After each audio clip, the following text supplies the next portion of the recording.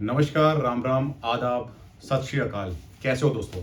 दोस्तों, मैं आपके लिए द हिंदू वोकेबलरी 19 जनवरी 2026 की लेके आया हूँ। जी हाँ दोस्तों, आप लोग सोचते होंगे कि द हिंदू के पन्ने पलटना ही अपने आप में एक टास्क हो जाता है। तैयारी में वैसे ही हमारा इतना सिलेबस है, उसको कैसे कवर करें? फिर उसके बाद द हिंदू देख के हमें वैसे ही हृदयाघात की समस्या होने लग जाती है। तो दोस्तों, उससे बचने के लिए कि आपको एक एक पन्ना ना पलटना पड़े, वो मेहनत मैं आपके लिए कर देता हूँ। और आपके लिए, चाहे आप एसएससी की तैयारी कर रहे हो, बैंकिंग की तैयारी कर रहे हो, किसी भी एग्जाम की तैयारी कर रहे हो जिसमें इंग्लिश एज अ सब्जेक्ट हो, उसके लिए ये वोकेबलरी आपके लिए मोर देन सफिशियंट है। और वैसे भी द हिंदू की वोकैब जिसको आ गई, उसको फिर कहीं और जाने की जरूरत नहीं है। तो दोस्तों, डेली मैं आपको वोकैब दूंगा द हिंदू से, और वो भी स्मार्टली पिक करके, जो कि आपके एग्जाम में और आपकी लाइफ में आपको काम आए। जी हाँ दोस्तों, इससे आपकी कॉम्प्रहेंशन पढ़ने की स्पीड बढ़ेगी, आपकी इस लैंग्वेज पे पकड़ बढ़ेगी। साथ साथ क्लोज टेस्ट हुआ, पैरा जंबल्स हुआ, या फिर वोकैब के क्वेश्चन हुए डायरेक्ट, उसे आप इजीली सॉल्व कर पाएंगे। जी हाँ दोस्तों, चलिए जल्दी शुरू करते हैं, देखते हैं क्या है आज हमारे पिटारे में। दोस्तों, पहला हमारा वर्ड है स्वेद या स्वाद। इसको दोनों तरीके से हम प्रोनाउंस कर सकते हैं, उच्चारण कर सकते हैं, दोनों ही सही हैं। और जो स्वाद होता है, वो हिंदी वाला स्वाद नहीं, जो स्वाद के चटकारे आप लोग गोलगप्पे देख के लेते हो। ये स्वाद है चौड़ा हिस्सा या पट्टी। जी हाँ दोस्तों, किसी भी लैंड का स्वाद या फिर किसी भी पिज्जा का स्वाद, मतलब किसी एक बड़ा हिस्सा या चौड़ा हिस्सा आप अगर बोलना चाहेंगे, तो वो स्वेद या स्वाद होता है। वैसे दोस्तों, स्वाद तो आप सब लोग हिंदी में जानते हैं। स्वेद मतलब होता है पसीने की बूंदें, जो आपके माथे पे या शरीर पर आ जाती हैं। तो दोस्तों, इंग्लिश में कमेंट करके बताइएगा पसीने की बूंदों को इंग्लिश में क्या कहते हैं। कमेंट करके जरूर बताइएगा। अगर नहीं पता तो मैं आपको बता दूंगा। दोस्तों, अगला वर्ड है हमारा कॉन्टेमिनेटेड। जी हाँ दोस्तों, कॉन्टेमिनेटेड का मतलब होता है दूषित, खराब किया हुआ। जैसे कि इंदौर में हमने हाल ही में देखा कि कई सारे लोग चपेट में आए कॉन्टेमिनेटेड वाटर की, और उससे काफी मौत भी हुई और काफी लोग बीमार भी पड़े। तो कॉन्टेमिनेटेड का मतलब होता है किसी चीज को बेकार कर देना या दूषित कर देना। दोस्तों, अगला हमारा वर्ड है रिकैलिब्रेट। दोस्तों, रिकैलिब्रेट का मतलब होता है फिर से सही करना, जिसमें कि लिखा हुआ है री कैलिब्रेट। मतलब री मतलब फिर से, और कैलिब्रेट मतलब सही करना। वैसे इसका शाब्दिक अर्थ जो है, मतलब लिटरल मीनिंग अगर देखा जाए कैलिब्रेट का, तो किसी चीज का व्यास मापना, डायमीटर मापना, या उसके हिसाब से कोई गणना करके किसी चीज को मेजर करना। तो दोस्तों, रिकैलिब्रेशन जो होता है, रिकैलिब्रेट करना होता है वो किसी चीज को फिर से सही करना। आपको याद रखने के लिए एग्जाम्पल के तौर पर मैं बता दूं, जैसा कि आपने देखा होगा जब नोटबंदी 2016 में हुई थी, तो जो नोटों का साइज था वो काफी छोटा था कंपैरेटिवली ओल्डर नोट्स के, जो करेंसी हमारी पहले की थी। आपने भी ये चीज देखी होगी। उसके लिए गवर्नमेंट ने, आरबीआई ने रिकैलिब्रेशन किया था एटीएम्स का, ताकि वो करेंसी अच्छे से डिस्पेंस हो सके और आप लोगों को मिल सके। तो दोस्तों, रिकैलिब्रेशन का मतलब फिर से सही करना या फिर व्यास मापना और उसको करेक्ट कर देना अपनी जरूरत के हिसाब से। दोस्तों, अगला वर्ड है वाउड। दोस्तों, ये वाव वाला वाव नहीं है, ये वाउड है किसी चीज की कसम खाई। कसम खाई इसलिए क्योंकि ये वर्ड बना है वाव से। वाव का पास्ट टेंस जो है वो वाउड हो जाता है, इसीलिए कसम खाई। वाव मतलब कसम खाना।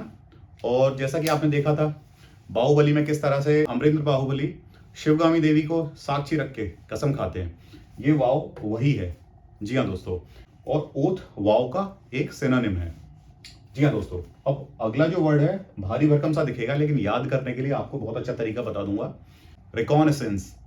रिकॉनेसेंस मतलब किसी चीज की गुप्त जांच। अब दोस्तों, अगर देखा जाए तो ये वर्ड जो है ज्यादातर आर्मी, मिलिट्री, एयरफोर्स, नेवी या जितनी भी सुरक्षा एजेंसी हैं, वो इसको सबसे ज्यादा यूज करती हैं। वो इसलिए क्योंकि किसी भी जगह की गुप्त जांच करनी होती है, जैसे मान लीजिए पाकिस्तान हो, चाइना हो, अगर हमें उनकी हरकतों पर नजर रखनी है, गुप्त जांच करनी है कि हमारी एलओसी सेफ तो है, एलएसी सेफ तो है। दोस्तों, एलओसी एलएसी में क्या डिफरेंस है, कमेंट करके बताइएगा। तो उसकी गुप्त जांच करने के लिए हमारे यहाँ से ड्रोन भेजे जाते हैं, या हेलीकॉप्टर्स भेजे जाते हैं, या फिर सैटेलाइट्स के थ्रू पता किया जाता है। तो दोस्तों, रिकॉनेसेंस मतलब गुप्त जांच या किसी स्थान का सैन्य सर्वेक्षण। रिकॉनेसेंस को याद करने के लिए री मतलब दोबारा, और कॉनेसेंस मतलब जांच, आप इस तरह से याद कर सकते हैं। तो किसी भी चीज की गुप्त और गहरी जांच हो तो वो रिकॉनेसेंस कहलाएगी। दोस्तों, अगला वर्ड है टेंटामाउंट। अब आपको इसमें टेंट जैसा कुछ दिख रहा होगा, लेकिन टेंटामाउंट का मतलब होता है के बराबर, मतलब इज इक्वल टू। जैसे मान लीजिए एग्जाम्पल के तौर पे ignoring your health and daily workout is tantamount to inviting diseases in your body. जी हाँ दोस्तों, टेंटामाउंट इस तरह से यूज हो सकता है। अब अगला वर्ड है कोercion। कोercion का मतलब होता है जबरदस्ती करना या किसी को दबाना। दोस्तों कोerce मतलब फोर्स होता है, और उस फोर्स का जबरदस्ती इस्तेमाल करना किसी के खिलाफ कोercion कहलाएगा। जैसा कि आप देखते हैं कि लोग अपनी ताकत के बल पर किसी को दबाते हैं, ऑप्रेस करते हैं, ये वही कोercion है। अगला जो वर्ड है ये बड़ा छुपा रुस्तम है। जैसा कि दिखता है इस तरह से ये प्रोनाउंस नहीं होगा। ये एक एक्चुअली फ्रेंच वर्ड है, इसको डेनाउमा बोलेंगे। ये जो वर्ड आप देख रहे हैं ये फ्रांस से लिया गया है, इसीलिए इसकी जो प्रोनाउंसिएशन है या उच्चारण कह लीजिए आप, वो बिल्कुल अलग है। आप इसको डेनाउमेंट पढ़ेंगे, कोई बात नहीं, एग्जाम के लिए आप इसको इस तरह से भी याद कर सकते हैं। लेकिन आपको बता दूं, कहीं आप इस चीज को, इस वर्ड को कहीं यूज करें किसी के सामने तो आप गलत ना बोलें और हंसी के पात्र ना बने। वैसे तो हंसने की कोई बात नहीं है, क्योंकि हम इंडियंस हैं, हमारी भाषा जो है हिंदी है, बाकी और अलग रीजनल लैंग्वेजेस हैं। लेकिन अगर आप इंग्लिश बोल रहे हैं तो क्यों ना हम एक भाषा की परफेक्शन की तरफ जाया जाए, तो उसी के लिए इसको डेनाउमा बोलेंगे। और डेनाउमा का मतलब होता है अंतिम परिणाम। अंतिम परिणाम से मेरा मतलब है, जैसे मान लीजिए कोई प्ले हुआ, कोई मूवी हुई या कोई स्टोरी हुई, उसका अगर कोई क्लाइमेक्स आता है, उसका एंड जो आता है वो डेनाउमा होता है। समझ गए दोस्तों? आगे बढ़ते हैं। अगला वर्ड है रिफ्ट। रिफ्ट का मतलब होता है कोई क्रैक या दरार। जी हाँ दोस्तों, कई बार दोस्ती में दरार आ जाती है ना, वो रिफ्ट होती है। कई बार आप लोगों का ब्रेकअप होता है, वो रिफ्ट हो जाती है और वो दरार कहलाती है। वैसे दोस्ती तो आपकी जय वीरू जैसी होनी चाहिए कि दरार वगैरह कुछ नहीं, मौत आ जाए लेकिन दरार ना आए। तो दोस्तों बढ़ते हैं अगले वर्ड की तरफ। अगला वर्ड है डेप्रिडेशन। डेप्रिडेशन का मतलब होता है लूटपाट, नुकसान। कई कबाइलीज जैसे कि पाकिस्तानीज वगैरह ने 1947-48 में डेप्रिडेशन किया था कश्मीर में जाके। तो वो उन्होंने लूटपाट करा था, नुकसान करा था। याद करने के लिए अगर इसका मैं निमोनिक आपको बता दूं, तो जैसे कि आपने सुना होगा डेप्रिसिएशन मतलब किसी चीज में गिरावट, उसी से रिलेटेड डेप्रिडेशन आप याद कर सकते हैं कि दोनों ही थोड़े नेगेटिव वर्ड हैं। और डेप्रिडेशन जो है वो लूटपाट और नुकसान से रिलेटेड है। अब डेप्रिसिएशन और डेप्रिडेशन दोनों ही वर्ड एक सिमिलर साउंड करने वाले हैं। आपको इस तरह से, डेप्रिसिएशन थोड़ा इजी वर्ड है, इस तरह से आपको याद भी रह जाएगा कि किस तरह से इसको अपने जहन या दिमाग में रखना है। दोस्तों अगला वर्ड है स्टेलार। स्टेलार का मतलब होता है शानदार। अब दोस्तों स्टेलार का वैसे मतलब ग्रुप ऑफ स्टार्स या स्टार्स से रिलेटेड भी होता है। स्टार बोले तो तारे, लेकिन इस वर्ड को याद करने के लिए आप चाहें तो इस तरह से याद कर सकते हैं, जैसे कि मान लीजिए किसी भी सेलिब्रिटी की स्टेलार परफॉर्मेंस हुई, स्टार परफॉर्मेंस हुई, वो स्टेलार मतलब शानदार होती है। आप उस चीज से इसको याद कर सकते हैं। स्टार मतलब ये स्टार और स्टेलार मतलब एक ही बात है। उसके बाद अगला वर्ड है हमारा डिस्ट्रेस। दोस्तों डिस्ट्रेस का मतलब होता है बहुत ज्यादा कष्ट। वरी या पेन का मतलब होता है कष्ट, लेकिन डिस्ट्रेस का मतलब बहुत ज्यादा कष्ट। इसको याद करने के लिए भी एक तरीका बताता हूं। आप लोगों ने केमिस्ट्री में पढ़ा होगा मोनो, डाई, ट्राई, इस तरह से डाई। ये देखिए डाई मतलब दो, और स्ट्रेस, स्ट्रेस आ गया अपने आप इस चीज को नेगेटिव बना रहा है। तो जहां पे दो दो दुख जुड़ जाएं तो वो डिस्ट्रेस हो गया और बहुत ज्यादा कष्ट हो गया। तो आपको ये याद रखने में भी आसानी रहेगी। दोस्तों अगला वर्ड है बोस्ट। बोस्ट का मतलब होता है घमंड करना, शेखी बघारना, किसी के सामने अपने मुंह मियां मिट्ठू बनना। जी हाँ दोस्तों, कई बार आप लोगों को होता है ना, तेरे भाई ने तो ये कर दिया, तेरे भाई ने तो ऐसा कर दिया, तेरे भाई के 6 पैक एब्स थे लेकिन हाँ अब जाके थोड़े से कम हो गए। तो वो एक तरह की बोस्टिंग कहलाती है। बोस्ट मतलब शेखी मारना, घमंड करना। इसको याद रखने के लिए बता दूं, बोस्ट और रोस्ट, रोस्ट करते हैं ना किसी को, हम किसी को चिढ़ाते हैं। बोस्ट करना, रोस्ट करना दोनों ही नेगेटिव वर्ड्स हैं, और रोस्ट भी नहीं करना चाहिए हमें किसी को, और बोस्ट भी नहीं करना चाहिए। रोस्ट दूसरों को किया जाता है, बोस्ट अपने बारे में किया जाता है। दोस्तों इसी के साथ अगला वर्ड है लेवरेज। अब दोस्तों ये जो वर्ड है ये बना है लेवर से। लेवर आप जानते होंगे, जिसको आप हिंदी में कई बार आम बोलचाल की भाषा में बोल देते हैं लीवर। किसी चीज का लीवर खींचना, किसी मशीन का लीवर होना, तो उसी से ये वर्ड बना है लेवरेज। और लेवरेज का मतलब होता है फायदा उठाना। जिस तरह से लीवर का इस्तेमाल होता है किसी भी मशीन में उसका फायदा उठाने के लिए, इन अदर वर्ड्स उसको चालू करने के लिए, बंद करने के लिए, या उसे ऑपरेट करने के लिए, उसी तरह से लेवर से लेवरेज बना है। और लेवरेज का मतलब होता है फायदा उठाना। समझ गए दोस्तों? तो दोस्तों आप लोग याद रखेंगे कि ये जो वर्ड है मशीन वाले लेवर से बना है, और जो पूरा वर्ड कहलाएगा वो कहलाएगा लेवरेज। दोस्तों अगला हमारा वर्ड है डॉन्टिंग। दोस्तों डॉन्टिंग का मतलब होता है डरावना, भयभीत कर देने वाला। तो कोई भी, जैसे मान लीजिए आप टास्क देते हैं, जब जैसे आप देखते होंगे इंस्टा पे या फिर किसी रील को देखते होंगे, शॉर्ट्स को देखते होंगे, या कहीं ऋषिकेश जाते होंगे, वहाँ लोग बंजी जंपिंग करते हैं, ऊपर से रस्सी लगा के कूदते हैं ना, तो बड़ा ही डॉन्टिंग टास्क लगता है। या फिर आप एक अच्छा सा एग्जाम्पल देख लेंगे, हमारी जो आर्म्ड फोर्सेस थी, तो जब हमारा कारगिल का वॉर हुआ था, तो उन कारगिल की चोटी को फतेह करना एक डॉन्टिंग टास्क था, डरावना टास्क था। लेकिन वो अलग बात है, हमारी सेना इतनी बहादुर है, उसने बिना डरे उस चोटी पे फतेह हासिल की, हमारे देश का सीना गर्व से फुला दिया। तो दोस्तों डॉन्टिंग को याद रखने के लिए अगर मैं आपको कोई निमोनिक बताऊं तो वो होगा डोंट डूइंग। मतलब अगर डॉन्टिंग को हम अलग अलग करें, वैसे इसका कोई ऐसा मीनिंग नहीं होता है, डोंट डूइंग से नहीं बनाए गए, लेकिन याद रखने के लिए डोंट डूइंग मतलब ऐसा काम जिसको नहीं करने का मन करे, बहुत ज़्यादा डरावना हो, तो वो चीज़ डॉन्टिंग हो जाती है।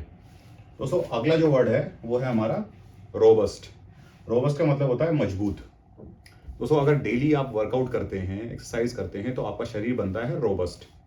रोबस्ट मतलब, अब मान लीजिए कोई डेली एक्सरसाइज करता है तो वो बड़ा रोबीला हो जाता है, मजबूत हो जाता है। रोब कब आता है? जब आपके अंदर मजबूती होती है। कमजोर आदमी कभी रोबीला नहीं लग सकता। तो मजबूती और रोबीलापन, रोबस्ट, आप इंग्लिश में इसको याद कर सकते हैं।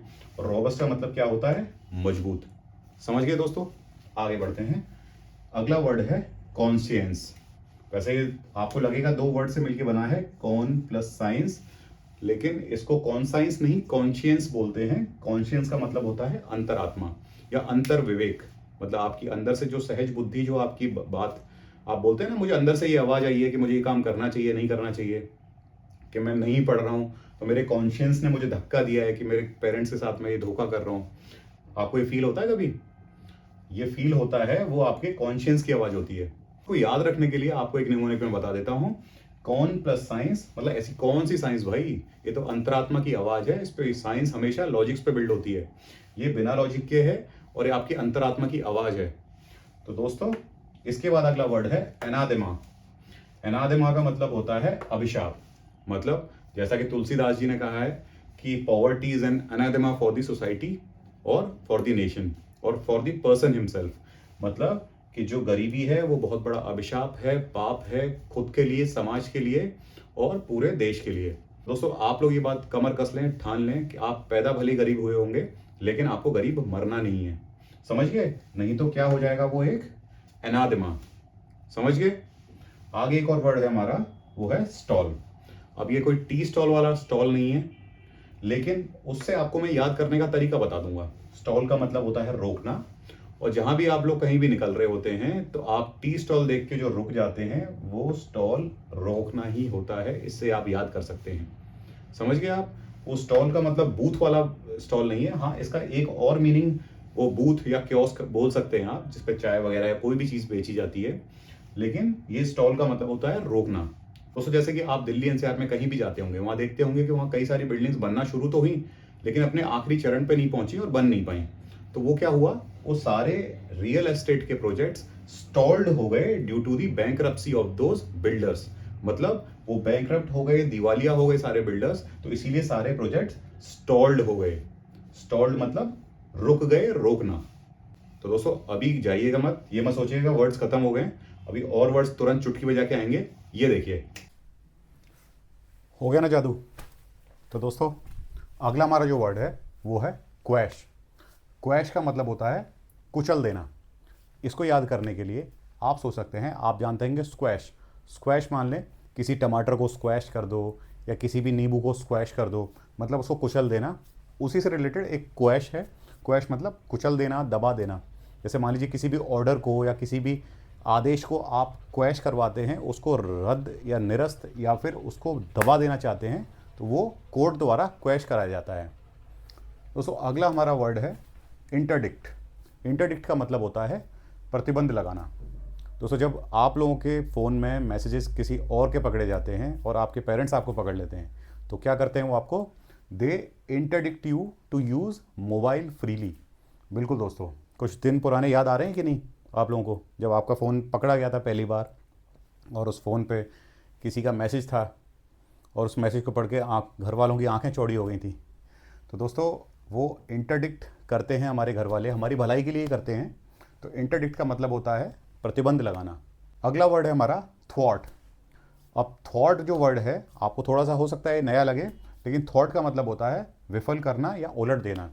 जैसे मान लीजिए किसी भी देश की सत्ता पलट होती है, तख्ता पलट होता है उस सरकार का, तो वो थॉट होती है। थॉट मतलब जैसे मान लीजिए पाकिस्तान में परवेज मुशर्रफ जो था उसने तख्ता पलट कर दिया था, थॉट कर दिया था, मतलब ही थॉटेड the current government of that time by the force. दोस्तों इसको याद करने के लिए हम ऐसे बोल सकते हैं, थॉट मतलब तख्ता, तख्ता थॉट, और थॉट मतलब तख्ता पलट कर देना, विफल कर देना, उलट देना। इस तरह से आप इसको याद रख पाएंगे। अगला जो वर्ड है वो है हमारा डिफाई। डिफाई का मतलब होता है अवहेलना करना। तो कितनी बार हम लोग अवहेलना करते हैं अपने सीनियर्स की, अपने गुरुओं की बातों का। जैसे कि हम कॉलेजेस में बंक मार लेते थे, तो वो एक तरह से कॉलेज मैनेजमेंट के रूल्स रेगुलेशन या टीचर्स के गाइडलाइंस को डिफाई करना होता था। डिफाई मतलब किसी की बातों को ना मानना या उनकी अवज्ञा करना। अगला जो वर्ड है वो है हमारा इम्पीड। इम्पीड का मतलब बाधा डालना। और जैसे दोस्तों आजकल सर्दियां बहुत चल रही हैं, रज़ाई में जो आनंद है वो कहीं भी नहीं है। अब सर्दियां जो है they are impeding on our daily workout और मॉर्निंग वॉक। वो सर्दियां हमारे उठने में या हमारे मॉर्निंग वॉक या फिर किसी एक्सरसाइज करने में बाधा डाल रही हैं। दोस्तों अगला वर्ड है फ्रिवोलस। फ्रिवोलस का मतलब होता है हल्का फुल्का। जैसे मान लीजिए दोस्तों कई लोगों को आदत होती है बिना बात के मुकदमेबाजी करने का। कई लोग फ्रिवोलस कंप्लेंट कर देते हैं, फ्रिवोलस केसेस लेके कोर्ट्स में चले जाते हैं, frivolous PIL public interest litigation लगा देते हैं कि यहाँ ये गलत है, समाज में ये चीज़ गलत हो रही है। दोस्तों उन्हीं कंप्लेंट्स, उन्हीं FIRs या उन्हीं मुकदमों को फ्रिवोलस बोला जाता है, मतलब हल्का फुल्का बोला जाता है, जिनकी कोई ज़्यादा वैल्यू नहीं होती है, जो बिना ज़्यादा विचार किया जाए वो फ्रिवोलस होता है या हल्का फुल्का होता है। समझ गए आप? तो दोस्तों उसको याद करने के लिए आप बोल सकते हैं फ्री वोलस, मतलब फ्री माइंड से कुछ भी आदमी अपनी मर्जी से कैसी भी हल्की फुल्की कंप्लेन कर रहा हो या कोई काम कर रहा हो वो फ्रिवोलस बोला जाएगा। दोस्तों अगला जो वर्ड है वो है हमारा एनेक्डोट। दोस्तों एनेक्डोट मतलब होता है छोटी सी कहानी, छोटी इंटरेस्टिंग मॉरल भरी कहानी एनेक्डोट कहलाती है। जैसे हमारी दादी नानियाँ जब हम लोग गाँव जाते हैं तो वो कहती थी ना, जब हम छोटे थे, वो एनेक्डोट होती थी। अब एनेक्डोट जो होता है इसको याद करने के लिए आपने ये ज़रूर सुना होगा कि जब भी किसी को सांप काट जाता है या जहरीला कीड़ा काट जाता है तो उसको एंटीडोट दी जाती है। तो एंटीडोट एक तरह से जहर को हटाने या उसके असर को कम करने के लिए होता है। अब यही एनेक्डोट मैं बता दूं, एनेक्डोट मतलब जो हमारे लाइफ में जो भी टेंशन होते थे, हम कैसे उनकी कहानियों को सुन के एकदम भूल जाते थे। तो दादी नानियों का एनेक्डोट हमारी लाइफ के स्ट्रेस का एंटीडोट होता था। तो आप इस तरह से इसको याद कर सकते हैं। ठीक है दोस्तों, समझ में आया? चलिए आगे बढ़ते हैं अगले सेक्शन की तरफ। अगला जो वर्ड है वो है एपिटोमाइज। एपिटोमाइज का मतलब होता है प्रतिरूप होना। अब आप बोलेंगे कि दोनों ही मतलब समझ में नहीं आए, तो दोस्तों मैं एक एग्जांपल के साथ आपको समझाना चाहूँगा। My friend is an epitomize of laziness. मेरा जो दोस्त है वो प्रतिरूप है एक आलसी पने का। समझ गए? तो मतलब कोई भी आदमी किसी भी तरह का प्रतिरूप हो, मतलब उसके जैसा बिल्कुल सेम कॉपी हो, वो एपिटोमाइज बोला जाता है। समझ गए दोस्तों? एपिटोमाइज का मतलब किसी जैसा होना या प्रतिरूप होना। जैसे मान लीजिए गांधी जी एक सत्यता की एपिटोमाइज थे, प्रतिरूप थे। अगला जो वर्ड है वो है अनहिंज्ड। अनहिंज्ड का मतलब होता है असंतुलित। अब इसको याद करने के लिए मैं आपको एक चीज़ बता दूं, ये वर्ड जो बना है वो बना है हिंज से। हिंज क्या होती है? जैसे आपकी जो किवाड़ होती होंगी, वो किवाड़ में जो कब्जे होते हैं, कब्जे मतलब जो उस चीज़ पे जिस पे टिकी रह के घूमती है आपकी किवाड़, वो हिंज बोली जाती है। तो उस हिंज से ये वर्ड अनहिंज बना है। और अगर मान लीजिए वो हिंज टूट गई तो आपका दरवाज़ा किस तरह से असंतुलित होकर इधर उधर गिरता है या फिर झूलता है। तो इसीलिए अनहिंज्ड मतलब असंतुलित। दोस्तों अगला जो वर्ड है वो है हमारा प्योराइल। प्योराइल का मतलब होता है बचकाना, बालिश या चाइल्डिश टाइप बिहेवियर। आपने देखा होगा कि आप किसी से मिलते हैं, आप बोलते हैं मेरी वाली तो बचकानी हरकतें करती है, बड़ी आपको प्यारी लगती हैं शुरुआत में। वो बात अलग है कि आखिर में जाके आपको वही बचकानी हरकतें काटने को दौड़ती हैं, लेकिन शुरुआत में आप बोलते हो मेरी वाली अलग है और बड़ी प्योराइल है, मतलब अपनी हरकतों में प्योराइल मतलब बचकाना हरकतें करती है। तो ऐसे वैसे बचना चाहिए ऐसे रिलेशनशिप से, मैं आपको ये बोलूँगा। लेकिन कोई बात नहीं, आपकी मर्जी, मेरा काम था आप लोगों के दिमाग में वर्ड सेट करना, जो कि इस एग्जाम्पल के अलावा कोई और परफेक्ट एग्जाम्पल था ही नहीं जो आप याद रख पाते। जी हाँ दोस्तों, कितना मज़ा आ जाता है हमें गर्लफ्रेंड बॉयफ्रेंड की बात सुनते ही। तो प्योराइल मतलब, प्योराइल को याद करने के लिए एक और चीज़ बता दूं। मान लीजिए प्योराइल को हम बोल सकते हैं प्योर। प्योर कैसा होता है? बच्चों का कंडक्ट होता है, बड़ा ही प्योर हार्टेड होते हैं, बिल्कुल भी अलछल नहीं होता है उनके अंदर। तो प्योराइल से मतलब जिसके अंदर प्योर कंडक्ट हो, वो बचकाना बिहेवियर हो सकता है। तो इस तरह से आप इसको याद कर सकते हैं। दोस्तों आज का हमारा आखिरी वर्ड है सिंटिलेटिंग। वर्ड बड़ा है लेकिन बहुत ही सिंपल है, आप याद कर सकते हैं। इसका मतलब होता है चमकदार।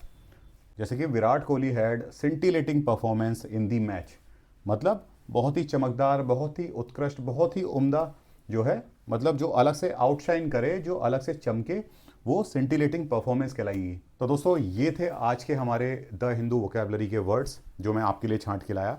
इसी तरह से मैं आपके लिए रोज़ वर्ड्स छांट के लेके आऊँगा जो आपके एग्ज़ाम में आपको काम आएंगे और आपकी डेली लाइफ में भी आप उनको यूज़ कर सकते हैं। मैं आपसे ये पूछना चाहता हूँ बच्चों कि अगर आपको कुछ भी इसमें कमी लगती है या कोई आपके सजेशन है तो आप कमेंट करके बताइएगा, या फिर आपको कोई डाउट है तो भी कमेंट करिए, मैं उसका पूरा जवाब देने की कोशिश करूँगा।